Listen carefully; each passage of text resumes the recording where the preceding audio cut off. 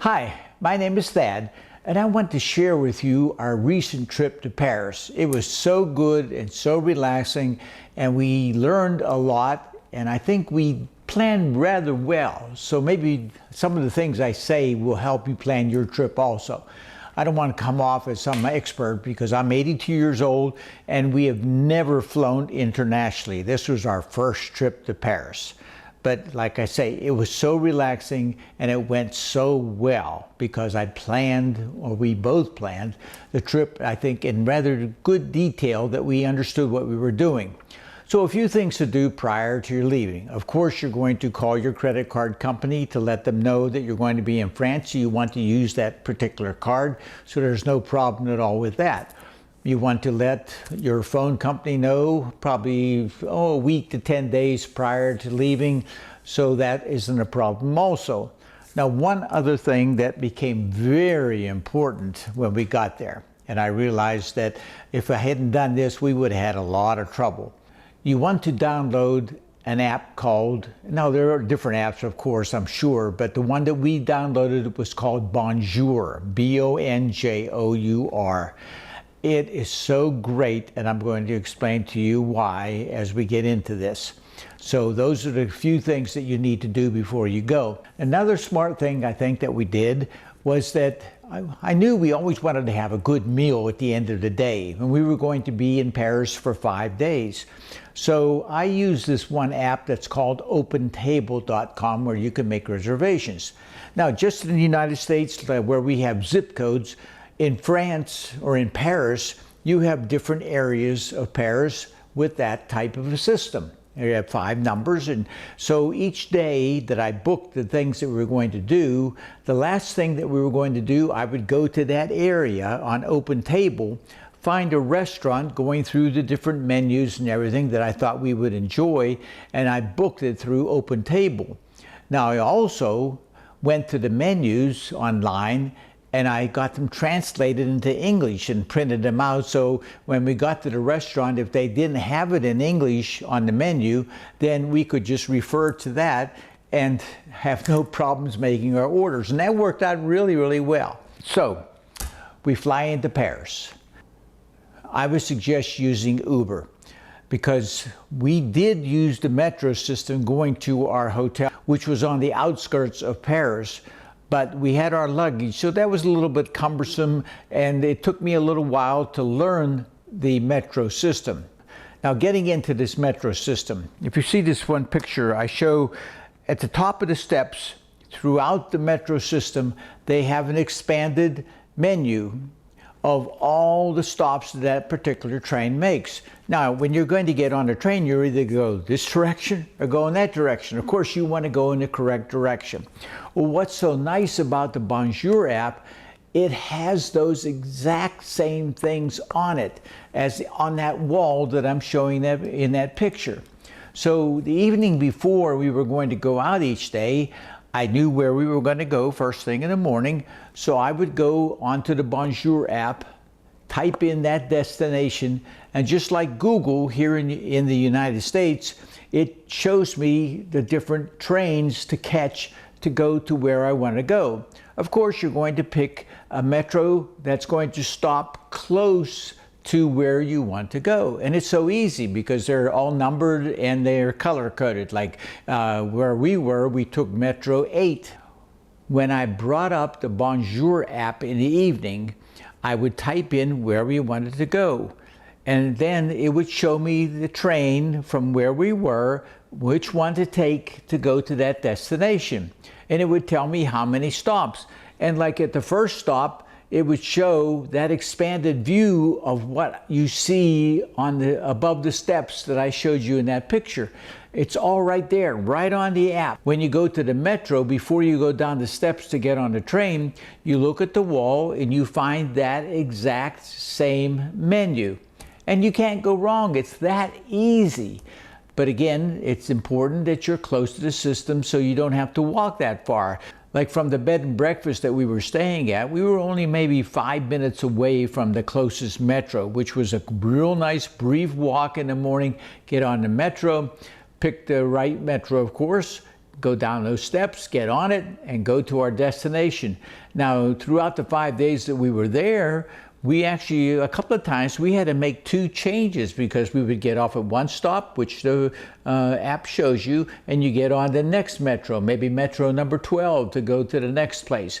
And when you finally get to where you're going, in a couple of days, we had to ride like 55 minutes to get to our destination.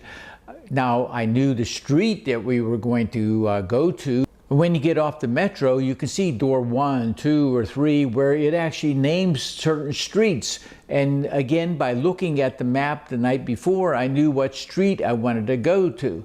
So now when we come up to the street level, I get out my good old phone and use the Google app. Having chosen the correct metro stop, we're only maybe a couple of minutes away from where we wanted to go. So it was that easy by making sure I had the Bonjour app on my phone. You don't have to talk to people or ask questions. Now, they're very helpful, most of them, and they'll tell you, but you're not learning anything. You're not learning the system. You want to learn the system so you can do it yourself, that you're not dependent on other people and really worried about it. Because when you get on the metro, right above the windows are all those stops. They're all listed. So as you're going on the train, you see the stop. It stops, you look at the next one, and you wait till the one that you want, and you get off, and there you are.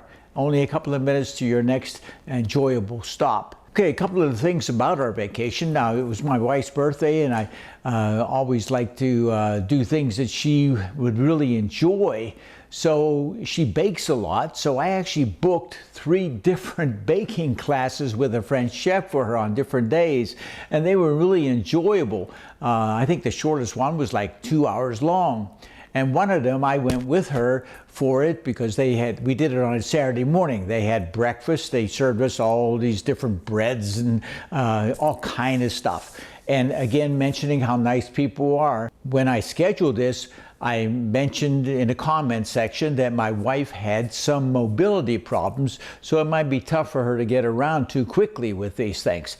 Well, actually, the gentleman who was running that particular tour was going to be the back of the bake shop. They were going to show us the inside workings, and we were actually going to make things. He came over to my wife and said, don't worry, we're going to be doing a lot of steps up and down, but he said, I took care of you. We have a private elevator, and I'm going to take you over to it. Each time we go up, you're going to go on the elevator and you come down on the elevator, because we would prepare certain things that we were going to make on one floor and then go up to the next floor where we had prepared something else and finish that off. And so it was back and forth doing different things, as you can see in some of these pictures.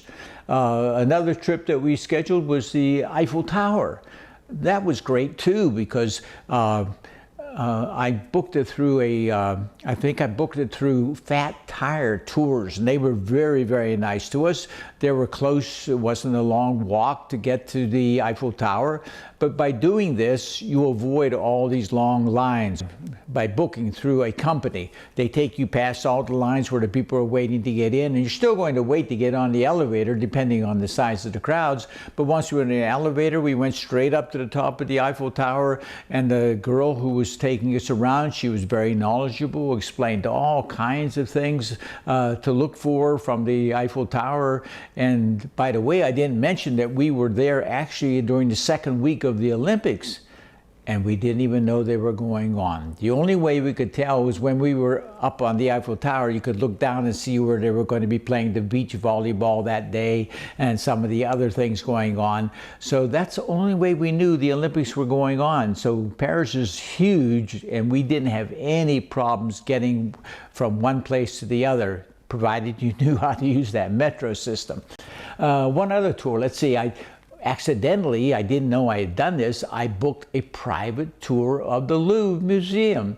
Now, the Louvre is huge again, and if you just go there cold and don't know really where you want to go or what you want to see, it can be, well, not a very enjoyable experience. As I said, I had booked a private tour. So when we went to where it said to meet, I'm looking for other people around. I had the paper in my hands, and here this gentleman comes up in a white suit, and he says, "Are you Thad?" He said, "I'm here to give you your tour." That was a surprise to go on to our next destination. That was fantastic. Another thing, on Sunday we wanted to go to church, and so we were looking. I had found an English-speaking mass online before we left, so again, using the Metro, I typed that in the night before on Saturday night, and Sunday morning we'd walk down to that Metro that was close to us, got on it, and went right to the area of Paris where our church was going to be. Well, once we got up the Metro, we went up the steps, and happened to be a policeman standing there, and I went over to him and showed him the address of the church, and he gets out his Google Maps. Everybody uses Google Maps, and he looked at it, he said, "Oh, you're really close," he said, and we were up by the Arches, another famous place in Paris. He said, "Just walk to the 3rd Street from here, because from the Arches, there's streets just jut out, different ones going to different areas of Paris." So he told us the name of the street, so we walked over there and walked down about a block and a half, and there was the church. And it happened that there was an usher standing outside who spoke English, and we had about a half hour, so I had told him that we wanted to go after Mass down to the Seine River, that we wanted to get on what they call a bateau bus. A bateau bus is a boat that just makes a complete circle all the way around where you see the highlights of Paris. So that actually takes care of your sightseeing if you're so anxious to schedule things. Like we scheduled the Eiffel Tower, and I scheduled the Louvre, but didn't schedule too many other places. But when we got on that boat, it took us, and you could see all the different things, as you can see some of these pictures. Beautiful. So, but anyway, this gentleman at the church gave me the name of a street.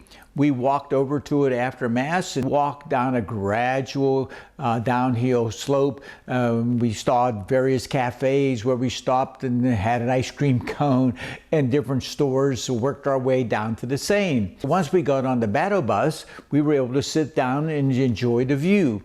Now, the night before, again, I knew we wanted to go shopping. I always like my wife to maybe get a nice new outfit, especially if we're in some special place. So I had looked at the different stores in that area, and I knew the area that we wanted to go to. So on the bateau bus, as we're going around, it has a list of each stop. And when I saw about the area that we wanted to go to, we got off there, and we were able to go into that area for shopping. Now, before we got into the shopping area, there were all kind of street vendors out there. Now, I hadn't mentioned that when we got off the plane, since my wife had mobility problems, they had a wheelchair for her. So the person came with the wheelchair and just wheeled us straight over to where we were going to go and to get out of the airport. But I hadn't mentioned to her that I wanted to get some euros, but I'm glad I didn't, because you don't really need them in the beginning unless you know how much money you want.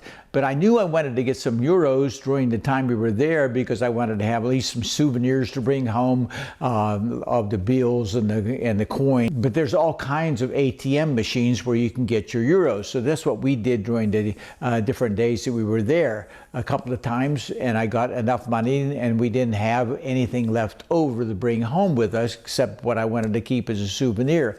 Because I wanted some euros, because when we went to this area to do our shopping, there are all kind of street vendors there along the Seine, and there were some different types of things that we wanted to get. I always like to get a print, and we found a real nice print of the Eiffel Tower, so we purchased that. I was able to pay the gentleman euros, which worked out really well. Another place that we went to, we wanted to go see the Moulin Rouge show. I had tickets for that. So again, the evening before, I had figured out this is where we want to, this is the Metro that we want to use. So it was so nice that when we came up the steps was the Moulin Rouge Theater for a really enjoyable show. And then when we came out, of course, we got on that same Metro and headed back to our bed and breakfast. So I hope some of these ideas really help you enjoy your trip and make it such a relaxing and fun time like we had. So good luck with that, and have fun in Paris.